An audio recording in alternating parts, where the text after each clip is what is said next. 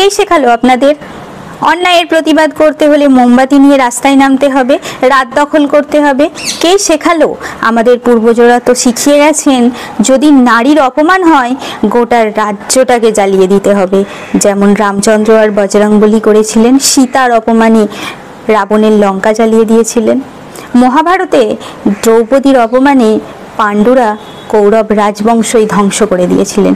এই কলিযুগেও যদি এই রকমই কিছু দৃষ্টান্ত স্থাপন করা যায় তাহলে অপরাধী এই রকম ঘৃণ্য অপরাধ করার আগে 5 বার ভাববে আর ভয়ে থরথর করে কাঁপবে। এই দূষিত সমাজও একদিন শোধিত হয়ে উঠবে। আইন এখন বিকলাঙ্গ। আইনের ওপর ধরে বসে থাকলে কখনোই অপরাধীর শাস্তি পাবে না। আগের ঘটনাগুলোও যেরকম অপরাধীরা পার পেয়ে গেছে, কোনো শাস্তি হয়নি।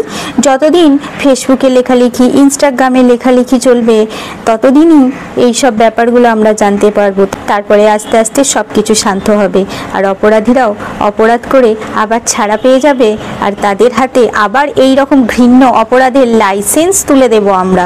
তার জন্য এই তুষের আগুন দাউ দাউ করে দাবানলের মতো আমাদের জ্বালিয়ে রাখতে হবে, যাতে এই দাবানলের অপরাধীর দল পুড়ে ছারখার হয়ে যায় আর দ্বিতীয়বার এই রকম অপরাধ করার কথাও না ভাবে।